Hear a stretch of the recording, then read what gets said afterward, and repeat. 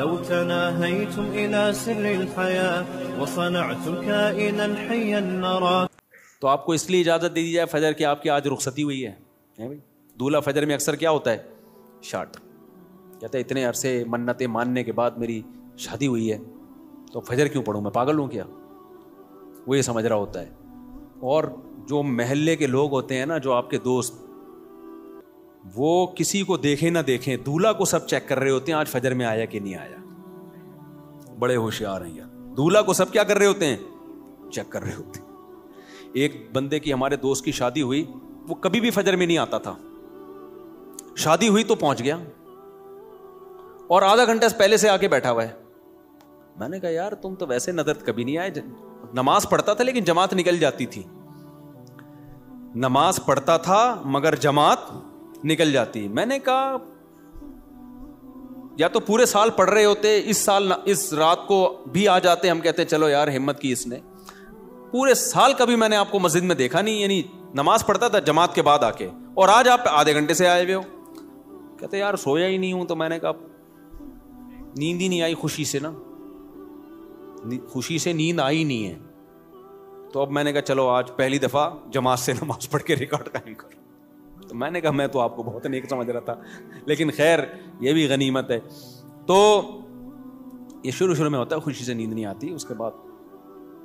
اس کے بعد کنواروں کو دیکھ دیکھ کے روتا ہے کہ کیسی گہری نیند سوتے ہیں یار، یہ کتنے گھوڑے بیچ کے سوتے ہیں، کوئی ٹینشن نہیں ہے. خیر تو بھائی آج سے عزم کرتے ہو کہ نہیں کرتے؟ سفر ہو، حضر ہو، لڑائی ہو، جھگڑا ہو، پہلے سے پلاننگ کرنی ہے. کیونکہ قرآن نے نماز پڑھنے کا حکم نہیں دیا. یحافظون، حفاظت کا مطلب جس چیز کی حفاظت کرنی ہوتی ہے پہلے سے پلاننگ کرنی پڑتی ہے نا، یا اینڈ ٹائم پہ کرتے ہو. دیکھو بینک سے آپ کو 1 کروڑ روپے لے کے نکلنا ہے، اب یہ حفاظت کرنی ہے کہ نہیں کرنی؟ تو آپ نے کیا کیا؟ بینک سے 1 کروڑ روپے لے کے باہر آئے، سڑک پہ آ کے سوچ رہے ہو کہ اس کی میں نے حفاظت کیسے کرنی ہے. کیا خیال ہے؟ کیونکہ آپ نے سن لیا تھا کہ 1 کروڑ روپے کی ہم نے حفاظت کرنی ہے، لہذا نکالے، باہر نکلے اور ابھی شاپر میں پڑے ہوئے. اب آپ کہہ رہے ہو یار میں حفاظت اس کی کرنی ہے، میں نے پلاننگ کرنی ہے. ہو جائے گی حفاظت، کیونکہ ڈاکو پہلے سے پلاننگ کر چکا ہوگا. کہ کچھ بے وقوف ایسے ہوتے ہیں جو پیسے لے کے نکلتے ہیں، نکلنے کے بعد سوچ رہے ہوتے ہیں ان کو کہاں رکھنا ہے ہم نے.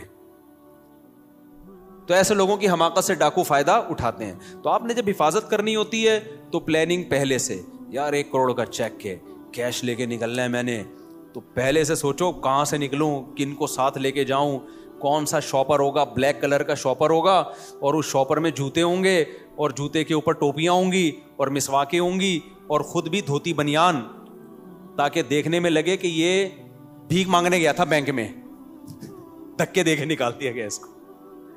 ہمارے ایک دوست ہیں دبئی میں، ارب پتی تاجر ہے نا، وہ ڈائمنڈ کا بڑا بزنس ہے. وہ لوگ ڈائمنڈ لے کر آتے ہیں افریقہ سے. افریقہ میں ڈائمنڈ نکلتا ہے نا، وہاں بڑی لڑائی ہے، اتنے سے ڈائمنڈ کروڑوں روپے کا ہوتا ہے. میں نے کہا لاتے کیسے ہو؟ کہتے ہیں بھائی بڑی محنت کرنی پڑتی ہے. ہم جاتے ہیں، حالانکہ اتنا بڑا تاجر ہے وہ دبئی میں، اس کی بہت، میں نے جا کے دیکھا اس کا بزنس نا. تو کہتے ہیں ہم ایسے جاتے ہیں افریقہ کے جہاں پر یہ ڈائمنڈ نکلتا ہے نا، ہم دھوتی پہنتے ہیں، اوپر پھٹا ہوا بنیان، ایسے لگتا ہے کہ بیچارے کو 2 ٹائم سے کھانے کو روٹی نہیں ملی. کہہ رہے ہیں ایسے جا رہے ہوتے ہیں خرامہ بالکل غریبوں والا، لوگ سلام کر رہے ہوتے ہیں، ہو سکتا ہے کوئی 5 روپے ڈال دیتا ہو جیب میں. یار یہ میری طرف سے منہ بھی ایسا بناتے ہیں کہ لگے کہ کبھی کھانے کو ملا ہی نہیں ہے اس کو. اور کہتے ہیں جو اگلا ہوتا ہے نا، جو ہمیں ڈائمنڈ دیتا ہے، وہ بھی ایسا ہی ہوتا ہے. اسے دیکھ کے بھی کوئی یہ نہیں کہہ سکتا کہ اس کی دھوتی میں ڈائمنڈ رکھا ہوا ہے. ایسے کہتے ہیں پارسل ہوتا ہے، وہاں سے آتا ہے، یہاں سے لیا کسی کو. کیونکہ اگر یہ جائے نا لینڈ کروزر میں بیٹھ کے 3 پیس سوٹ اور ٹائی میں، تو ڈاکوؤں کو پتہ چل جائے گا کہ یہاں خربوزے خریدنے نہیں آیا ہے. صحیح ہے نا؟ تو پلاننگ پہلے سے کرنی پڑتی ہے جب چیز قیمتی ہوتی ہے. بینک سے پیسے لینے تو پہلے سے پلاننگ، یار یہ کیش اماؤنٹ لے کے نکلوں گا کیسے، میں کون سے راستے سے جانا ہے، کس گاڑی میں جانا ہے. اور سونے کے تاجر جو میرے جاننے والے ہیں وہ ایسے ہی کرتے ہیں. وہ کہتے ہیں ہم پھٹ پٹی سی بائک، اب ایسا نہ ہو ڈاکو پھٹ پٹی بائکوں کو لوٹنا شروع کر دیں اس چکر میں کہہ رہے ہم جب زیادہ گولڈ لے کے جاتے ہیں ایسی پٹ پٹی سی بائک ہوتی ہے اور بالکل ہی ایسے ہولیا ہوتا ہے, جا رہے ہوتے ہیں, کوئی بھی نہیں روکتا ہمیں.